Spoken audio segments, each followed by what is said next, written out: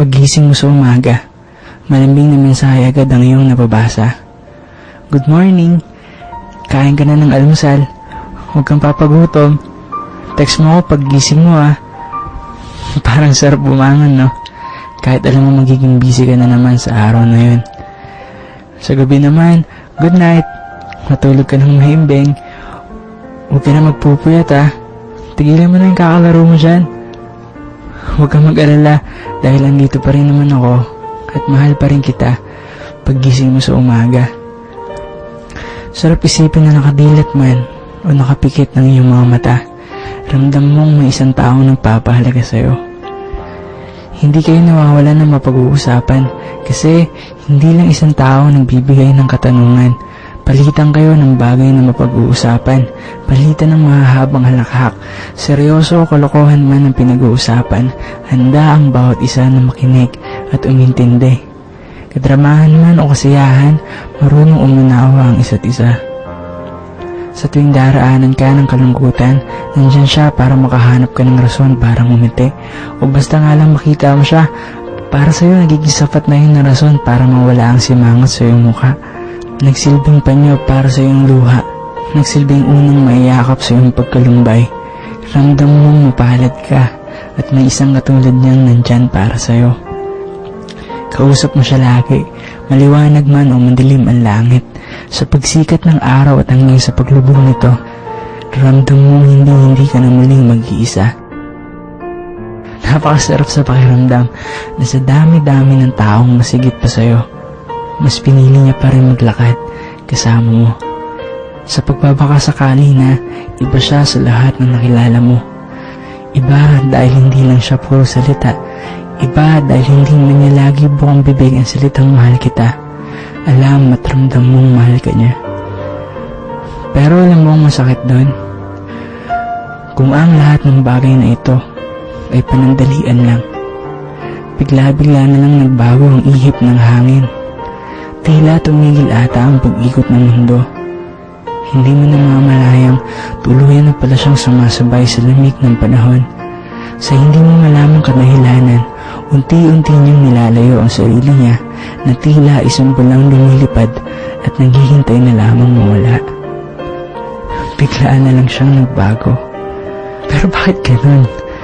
Bakit bigla na lang nagkaganto? Bakit bigla ka na lang mawawala? Hindi ka man lang nag-iwan ng rason kung bakit mas pinili mong lumayo. Sagutin mo naman sana. Ang dating umaga nagsisimula sa mensaheng masaya, ngayon ay isa na lamang normal na araw na hinihintay mo na lang matapos. Ang mahimbing na tulog sa gabi ay napalitan na lamang ng pagtatalo ng puso at isipan. Bakit ang laging tanong sa sarili? Bakit na walang kasagutan? Bakit hanggang sa pagpikit ng mga mata? Sinanay mo siyang nandyan ka. Sinanay mo siyang kausap ka. Sinanay mong maniwala siyang isa kang inspirasyon at pag-asa sa malungkot niyang buhay. Naging rason ka para tuloy-tuloy siyang lumaban. Naging rason ka sa mga mahabang halakhak sa paglimot sa kalungkutan. Binigyan mo siya ng rason para magtiwala muli. Sabay ngayon, bigla-bigla ka na lang mawawala. Ngayon, binigyan mo siya ng rason para magkaluha ulit ng kanyang mga mata. Ngayon, binigyan mo siya ng rason para matakot na muling magtiwala. Sana hindi mo lang siya sinanay na nandyan ka kung sa huli ay iwan mo rin pala siya. Binigyan mo lang siya ng rason na maniwalang hindi ka pala naiiba sa kanila.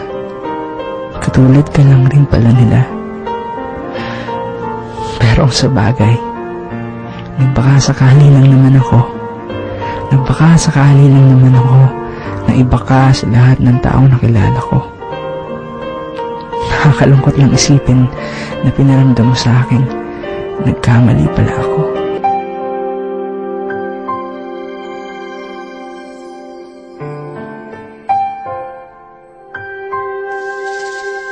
Ngayon'y naririto, isang katulad mo, na sa'kin ay nagmamahal ng buong taon. tapat, nangakong akin lamang, pag-ibig na wagas ang siyang naramdaman.